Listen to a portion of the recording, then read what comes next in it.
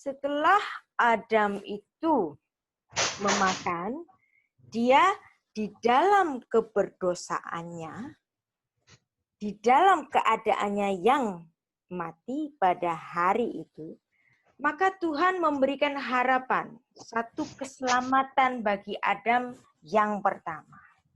Ya, Adam kan harusnya mati. Loh, kok Adam nggak mati? Berarti firman-nya salah dong. Salah apa enggak sih? Enggak. Enggak ya, seharusnya enggak salah. Karena apa? Karena di sini ada satu pernyataan dari Tuhan tentang berita Injil yang pertama, yaitu Kejadian 3 ayat 15. Atau dalam bahasa Ibrani itu adalah Besorat Harishonah. Ya, kita baca. Ada yang mau praktis reading? Bevakasya Likro Beeva, Asit, Yaneka, Yanka, Ufein, Isya, Ufein, Tar'aha, Ufein, Tar'ahu, Esufha, Rosteatah, Tesufenu, Akef. Dan ini adalah Injil yang pertama.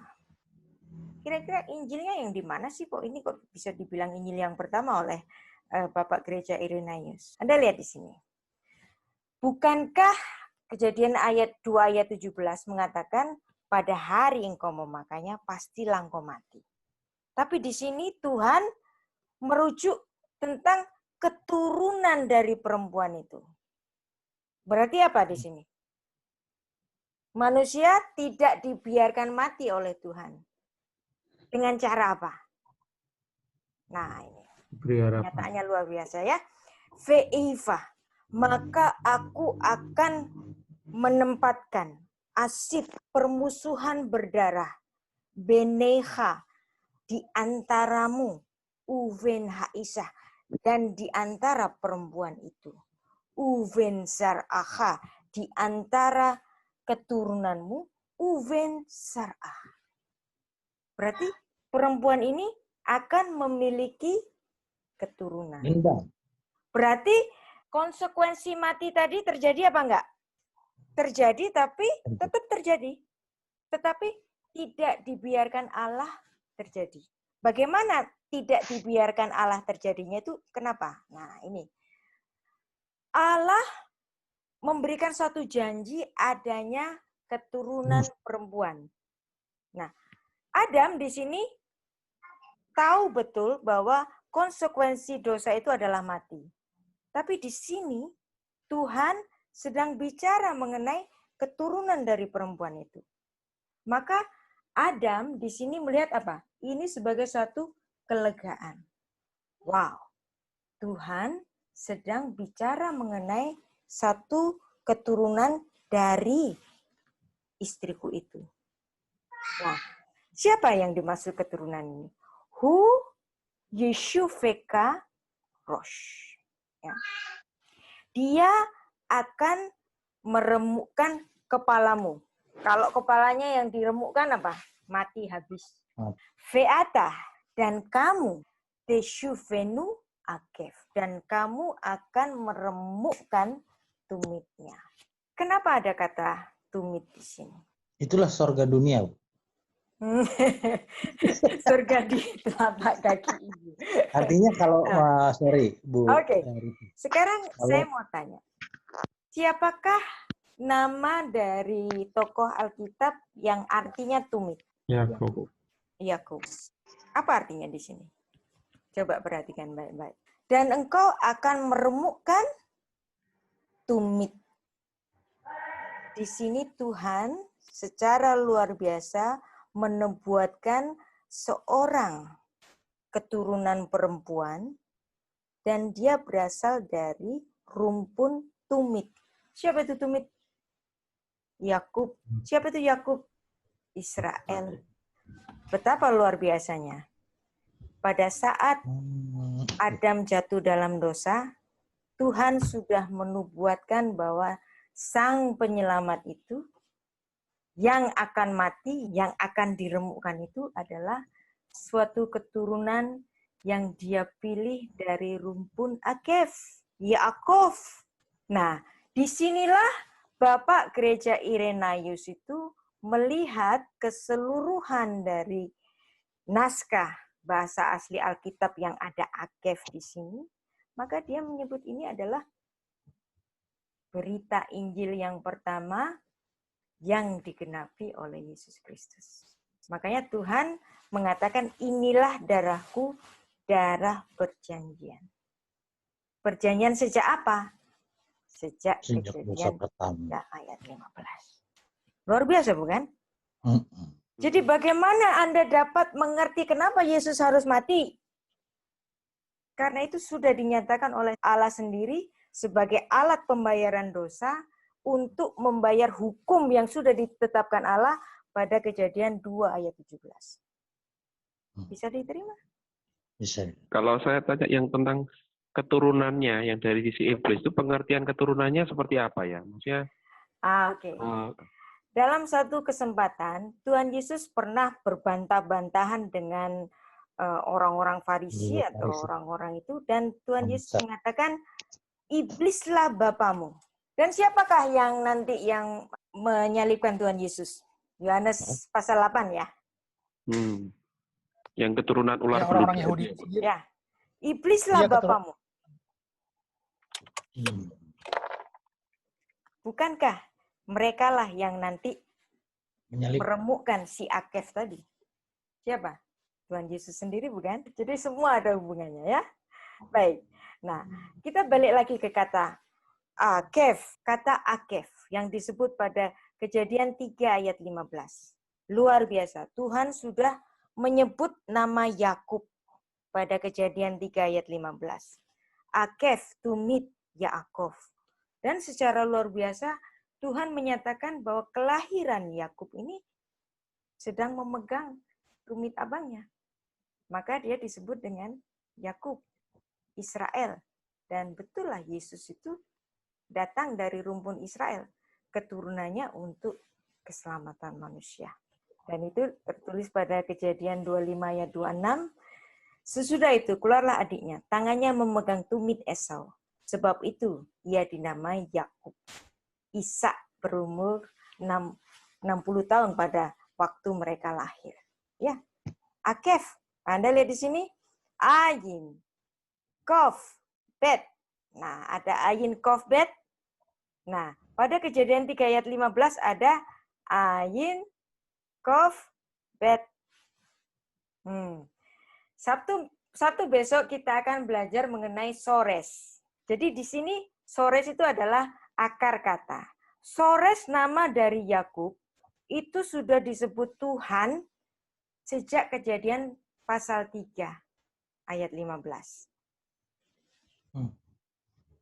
Luar biasa bukan? Pada saat itu Tuhan memang tidak langsung mengatakan nanti ya ada Mesias lahir dari Israel. Seandainya kata-kata itu diucapkan kepada Adam, Adam ngerti nggak sih? Enggak. Nggak ngerti kan? Enggak. Maka di sini Tuhan memberikan perlambangan-perlambangan di sini. Akef meremukkan tumitnya, yang itu nanti dapat kita pahami ketika hal-hal ini dipenuhi dengan kedatangan Yesus Kristus. Nah, dan betullah Kejadian itu, kitab Kejadian itu betul-betul menulis satu silsilah dari satu garis bangsa yang Allah pilih. Ketika Adam itu melahirkan dua putra, yang satu Habel, kemudian Kain. Habel dibunuh, kemudian lahirlah Set. Dari Set kemudian melahirkan seorang yang bernama Nuh. Dari Nuh lahir Sem. Dari Sem itu kan punya 3 anak. Nah, Tuhan memilih garis dari Sem. Dari Sem ini dipilihlah Eber. Nah, Eber ini itu adalah Sores dari nama Ibrani. Kemudian Pelek, kemudian Abraham, kemudian Sarah, kemudian Ishak, kemudian Yakub. Dan nama Yakub ini sudah disebutkan oleh Tuhan pada Kejadian 3 ayat 15. Dan Yesus Kristus lahir dari rumpun ini untuk memenuhi. Nah, sebelum kita bicara tentang tuntutan kematian, mati dibayar mati, kita sekarang bicara mengenai disiplin kepada perempuan akibat dosa tadi. El Haisyah, Amar, Harbah, Arbeh, susah payahmu akan kubuat banyak. Dengan kesakitan engkau akan melahirkan anakmu. Namun engkau akan birahi kepada suamimu dan dia akan berkuasa atasmu. Perempuan diberi disiplin oleh Tuhan. Jadi Tuhan itu memberikan satu kutuk kepada ular, pertama kutuk, yang kedua disiplin kepada perempuan, Kejadian 3 ayat 16, kemudian disiplin kepada Adam. Pertama, Adam menyalahkan perempuan, perempuan menyalahkan ular, kemudian ular dikutuk, si perempuan diberi disiplin, si Adam diberikan disiplin juga. Nah, kepada Adam, Tuhan mengatakan, ule Adam amar ki syamaita, sebab engkau telah mendengarkan lekol ishteha, pada suara dari istrimu, fatokal, dan engkau memakan. Jadi masalahnya itu apa? Masalah makan. Ya. Yang dia sudah dilarang itu. Min ha'etz asher shifitiha, yang sudah aku larang kau untuk makan, dan kau tetap memakannya, maka kutukan kepada tanah. Karena gara-gara kamu mendengarkan istrimu itu, maka aku mengutuk Adam. Betul apa salah? Betul. Salah. Siapa yang dikutuk? Tanah. Adamah. Ya. Kenapa Tuhan nggak mengutuk Adam? Karena kasihnya kali, Bu. Ya, Bisa karena kasihnya. wakil. Jadi ini ibarat seorang suami yang marah betul kepada istrinya, tapi dia tidak mau memukul istrinya. Tapi yang dipukul apa? Tembok. Gitu ya. Nah, Iya. seperti hal ini juga. Tuhan sedang marah. Ayekah, di mana kamu? Dia sedih. Kemudian dia melampiaskan marahnya itu kepada siapa? Kepada Adam. Kalau Adam dilampiaskan marahnya Tuhan, Adamnya gimana? Nyalahin orang. Selesai, tewas. Nggak ada kita ya. Iya. Maka yang dikutuk adalah tanah. Adam dikutuk nggak di sini? Enggak, Bu. Kalau Dengan cara yang bilang tadi kan udah tewas, mati. Nggak ada kita. Yang dikutuk adalah arurah ha'adamah, maka terkutuklah tanah. Bukan arur Adam. Allah nggak mengatakan arur Adam, terkutuklah Adam, terkutuklah manusia. Tapi Allah mengatakan arurah, terkutuklah kamu tanah karena engkau. Gara-gara kamu Adam, maka tanah itu aku kutuk. Maka dengan bersusah payah engkau akan mencari rezekimu dari tanah seumur hidupmu. Karena Nanya dong, tanahnya, sebentar, karena tanahnya yang sudah dikutuk oleh Tuhan, maka Adam bersusah payah mencari rezekinya. Tapi di sini Adam dikutuk enggak? Enggak. Tidak. Kalau Adam dikutuk, habis, tewas dia. Enggak ada Tidak. kita, enggak ada semua ini. Enggak ada cerita Alkitab juga. Selesai hari itu. Tadi di Kejadian 3 ayat 14 yang Tuhan mengutuk ular, Mm-mm. dia bilang berjalan dengan perutmu dan kau akan makan debu dan tanah. Artinya itu manusia. Itu artinya manusia yang hubungannya dengan tadi, tanahnya dikutuk. Iya. Tapi bagaimana itu? Pengertian. Itu ada banyak sekali pemahaman. Jadi memakan debu, jadi debu tanah. Makannya Ya. tikus kan dia. Ya karena ular kan makannya tikus, bajing, Ya, ayam. makanya tikus ya, bukan makan tanah ya. Oke. Nah, itu ada yang menganggap bahwa ular ini memakan debu tanah, yaitu maksudnya mereka, kekuatan setan ini juga bisa mengkonsumsi manusia-manusia yang mengikutinya. Ada juga yang tafsir itu. Tapi tafsir itu tidak menjadi isu bagi kita karena hari ini kita sedang mempelajari makna dari kematian yang seharusnya konsekuensi itu dialami oleh Adam tetapi nggak jadi, gitu ya. Bu Rita, kenapa ya? Itu kutukan yang untuk perempuan itu, kenapa longing kepada suami itu kok bisa jadi kutukan ya? Apakah Seharusnya kan itu sebenarnya sesuatu itu yang wajar diperhatikan gitu. ya. Ini Allah itu tidak mengutuk manusia. Saya Hmm. lebih suka ini mengatakan disiplin kepada manusia. Laki-laki termasuk kepada perempuan. Nah, karena perempuan itu yang menyebabkan laki-laki ini menjadi salah, maka keinginan perempuan terhadap laki-laki itu yang menyebabkan perempuan itu menjadi harus tunduk kepada laki-laki. Jadi itu sebagai Iya, satu iya. disiplin, tapi bukan satu kutuk. Kalau kutuk benar-benar Allah mengutuk kepada perempuan itu, maka perempuan itu pun juga mati. Nah, nanti ini juga bisa kita bandingkan, apakah Kain itu dikutuk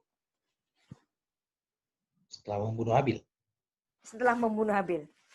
Tetap yang dikutuk adalah tanah yang dikerjakan oleh Kain Kain. itu. Sebab Allah Tuhan. masih memberikan satu waktu bagi Kain itu untuk bertobat. Nah, kalau dikutuk hari itu Kain tewas mati, gitu kan? Nah, kenapa ular itu dikutuk dan ular nggak mati? Ayo, kenapa? Nah, itu Ular yang kenapa, Bu? adalah iblis itu. Kenapa iblis nggak mati? Karena iblis adalah makhluk yang immortal. Dia nggak bisa mati kecuali nanti. Nah, kalau Iya, iya. manusia itu dikutuk, mati habis. Nah, maka yang dikutuk adalah Adamah, bukan Adam. Bu Rita, berarti putus ya hubungan antara si iblis dengan Allah sebelum kejadian 3 itu ya? Karena ular ini dipakai media oleh setan, ya, maka ular itu dikutuk. Kutukan itu sendiri kepada setan itu yang merasuki ular.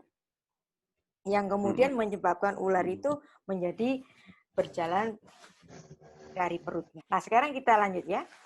Disiplin yang diterima oleh Adam ini, semak duri dan rumput duri akan dihasilkan bagimu, dan rumput-rumput di padang akan menjadi makananmu.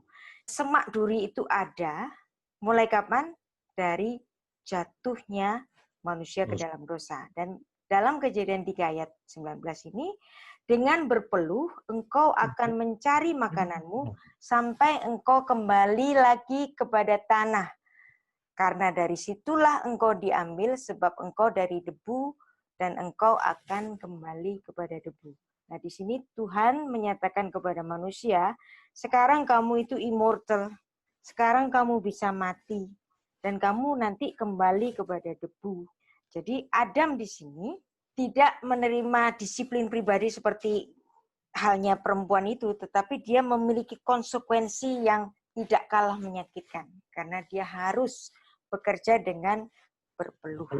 Sekarang pertanyaannya, apakah Adam manusia itu dikutuk Allah dalam peristiwa ini? Kita sudah tahu jawabannya ya. Yang dikutuk bukan Adam, tapi Adamah. Bisa diterima? Bisa. Ketika Adam tahu pada Kejadian 3 ayat 15, di mana Tuhan itu memberikan satu pernyataan bahwa akan ada keturunan yang lahir dari perempuan. Dan itu memberikan harapan bagi Adam bahwa akan ada keturunan dari istrinya itu. Nah, padahal si Adam tahu bahwa hari engkau memakannya, pastilah engkau mati. Nah, di sini Adam tahu bahwa dia diberi kesempatan untuk hidup. Karena dia diberi kesempatan untuk hidup dan dia tidak dikutuk, tapi yang dikutuk adalah tanah, maka Adam dengan intelektualnya yang luar biasa pinternya, rupanya Adam ini pinter banget ya. Jadi dia bisa merasakan, dia bisa melihat situasi dari apa yang dia lihat, dari apa yang dia terima. Maka dari pernyataan Allah yang diberikan kepadanya, kemudian dia memanggil Fatikra ha Adam, maka dia memanggil atau maka dia menamai. Siapa yang menamai? Manusia itu, manusia laki-laki itu, berarti Adamnya, suaminya itu. Shem, nama, isto, nama bagi istrinya. Dari sinilah baru Adam menamai istrinya itu dengan apa? Hawa. Nah, kata Hawa itu berasal dari kata Hai. Hai itu artinya hidup. Ya. Ki, hayeta, kol, hai. Pernyataan ini diberikan Adam kepada istrinya setelah dia mendengar Kejadian 3 ayat 15. Di mana Tuhan mengatakan dari si perempuan ini nanti akan melahirkan keturunan. Sehingga Adam dengan intelektualnya yang tinggi juga pengertiannya yang luar biasa itu, maka dia menamai istrinya itu yang sebelumnya belum punya nama dengan Hawa. Hidup. Apa? Hai, urip. Istrinya dinamai urip. Hidup. Paham di sini? Nah, sejak disinilah perempuan itu mendapat nama Hawa. Nah, sekarang Anda paham kan kenapa dari tadi saya nggak mengatakan perempuan itu dengan nama Hawa? Karena sebelumnya Hawa memang belum punya nama. Jadi nama istri Adam itu dikasih nama Hawa. Nah, ini kita mengambil bahasa Arab Siti Hawa. Nah, makanya kita dengan Hawa ya. Padahal bahasa Ibraninya Hawa, ya mirip kan antara bahasa Arab dan bahasa Ibrani karena memang satu rumpun. Nah, itu ada bahasanya pada buku saya halaman 287.